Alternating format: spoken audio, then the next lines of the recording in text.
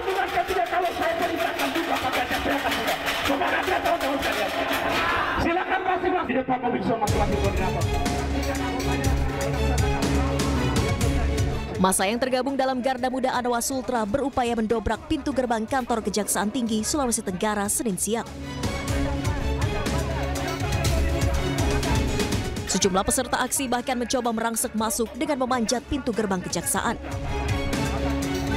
Aksi memanas karena massa emosi. Tidak ada satupun perwakilan kejaksaan yang menemui peserta aksi.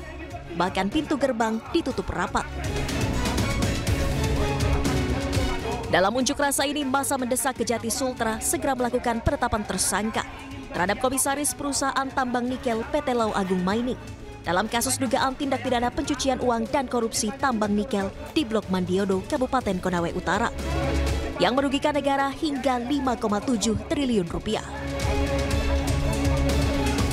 Sejumlah perwakilan aksi akhirnya diizinkan masuk ke dalam kantor Kejati Sultra. Ketegangan pun sempat terjadi saat proses dialog antara perwakilan aksi dan penyidik kejaksaan.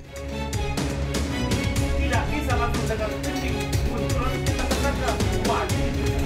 Oke, sekarang tahapan selanjutnya apa? Sekarang saksi Jakarta semua yang masuknya.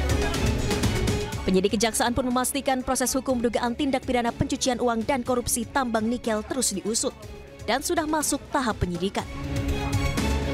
Itu sudah naik ke tahap penyidikan. Nah, sebelumnya sudah tahap persidangan sekarang. Yang itu Windu Aji dengan Glenn yang merupakan rentetannya. Untuk Tandepen sudah dalam penyidikan. Sekarang tim penyidiknya sedang melakukan pemeriksaan di Jakarta. Setelah tercapainya kesepakatan antara pengunjuk rasa dan penyidik Kejati Sultra, massa akhirnya membubarkan diri. Namun mereka berjanji akan kembali berunjuk rasa jika tuntutannya tak dipenuhi. Dari Kendari, Sulawesi Tenggara, Asdar Zula, iNews melaporkan. Pemirsa, berkat kerja keras menjadi petugas pengangkut sampah rumah tangga dan menabung sejak tahun 1986, seorang lansia di Kabupaten Semarang, Jawa Tengah naik haji tahun ini bersama dengan istrinya.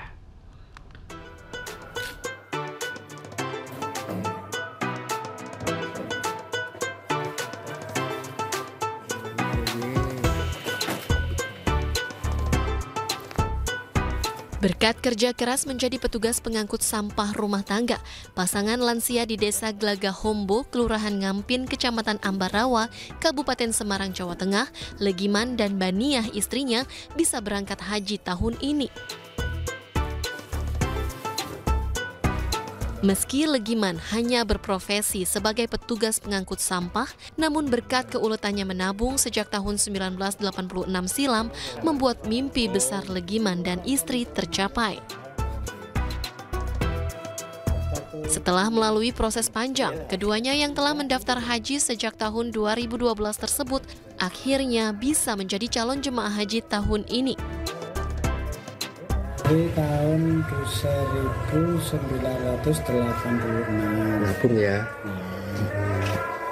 Kita nabungnya per hari Rp1.000. Yang kita sisakan yang buat apa-apa, buat persediaan itu. Rencana mau ibadah haji.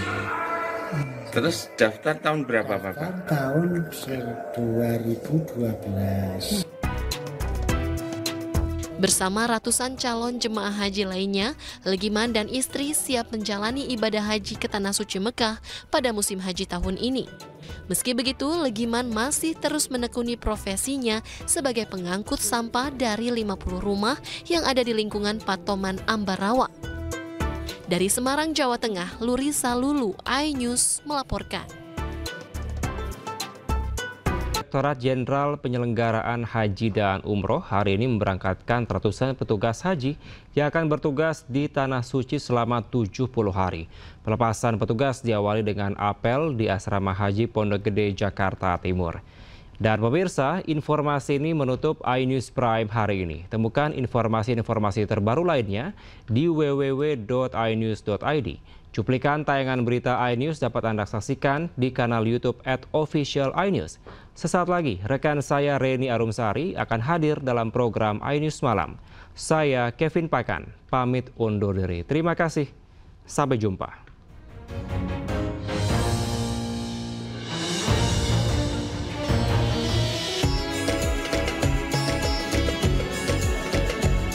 Direktorat Jenderal Penyelenggara Haji dan Umroh memberangkatkan sebanyak 389 petugas haji untuk bertugas melayani jemaah calon haji di kota Madinah, Arab Saudi. Sebelum diberangkatkan, apel pelepasan petugas digelar di Asrama Haji Pondok Gede, Jakarta Timur. Rangkaian apel pelepasan meliputi arahan dari Direktorat Jenderal Penyelenggara Haji dan Umroh hingga prosesi mencium bendera merah putih yang dilakukan satu persatu oleh petugas haji. Ratusan petugas haji terpilih ini berasal dari berbagai instansi, mulai dari kepolisian, TNI, Kementerian Agama, hingga instansi lainnya. Para petugas haji akan ditempatkan di bandara dan kota Madinah selama kurang lebih 70 hari. Saat ini kita berangkatkan 342, ya, dan itu mereka akan bertugas di bandara Madinah, ya, untuk menyambut jamaah haji Indonesia dan juga tentu di Dakar Madinah, di hotel-hotel di sekitar Markaziyah di Madinah gitu. Jadi ini keberangkatan kelompok pertama.